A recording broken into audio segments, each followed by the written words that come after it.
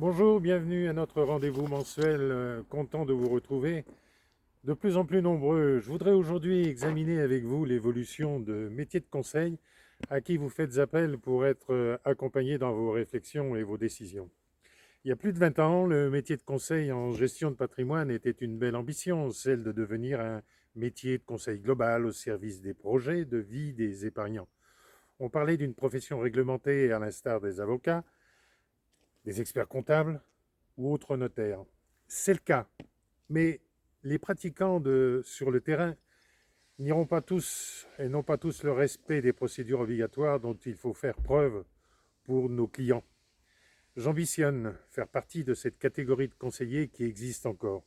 Je ne suis pas rentré dans le circuit de l'industrie de vente de produits sans apporter une véritable analyse de votre situation avant toute autre considération. Seul un conseiller en gestion de patrimoine vraiment indépendant peut se permettre d'être objectif. Cela nécessite beaucoup plus de travail, mais c'est tellement plus gratifiant.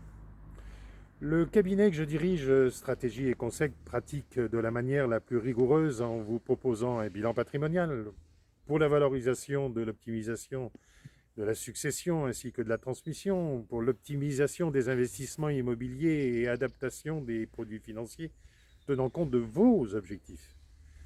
Nous sélectionnons pour vous, avec vous, les professionnels dans le cadre de l'interprofessionnalité et de la pluridisciplinarité. C'est indispensable dans le temps en tenant compte de l'évolution des contextes économiques et de la vie privée.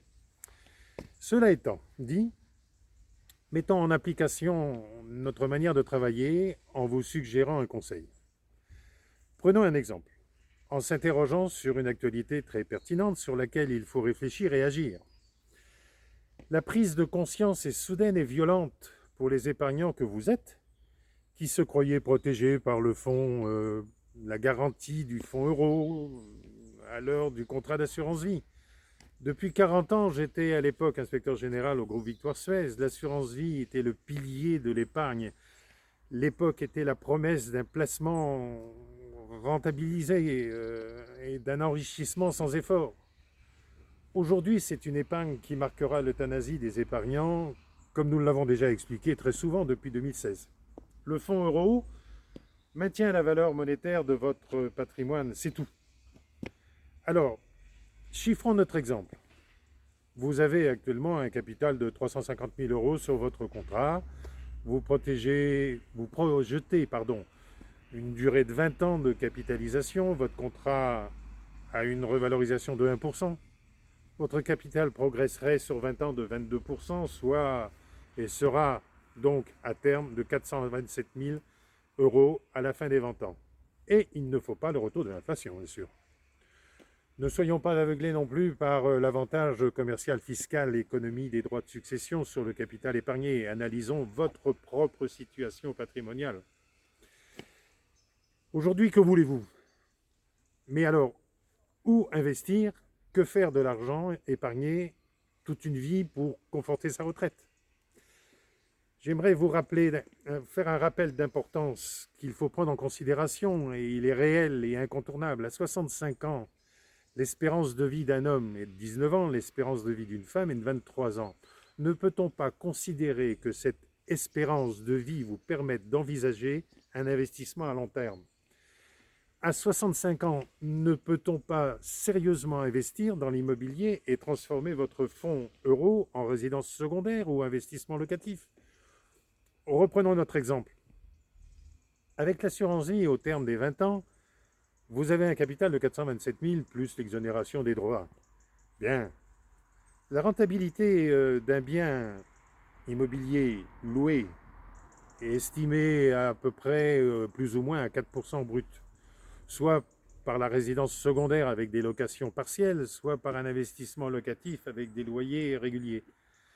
Vous enlevez les charges et impôts diverses pour 2,5% et donc votre capital se revalorise à 1,5%.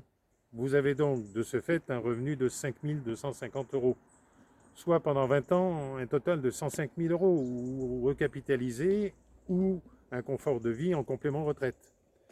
En plus, votre patrimoine immobilier se revalorise et peut atteindre plus de 500 000 euros, à 1,5%.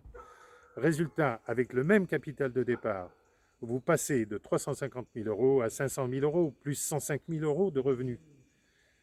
Par contre, les 427 000 euros en assurance vie. Ah oui, par anticipation, vous pouvez aussi régler votre succession judicieusement avec nos conseils et ceux de votre notaire. Voici un exemple que vous aurez à débattre et à mettre en place. Voilà une solution d'optimisation patrimoniale à cogiter que je voulais vous faire partager. C'est mon métier de vous écouter et de vous accompagner pour réussir votre gestion de patrimoine.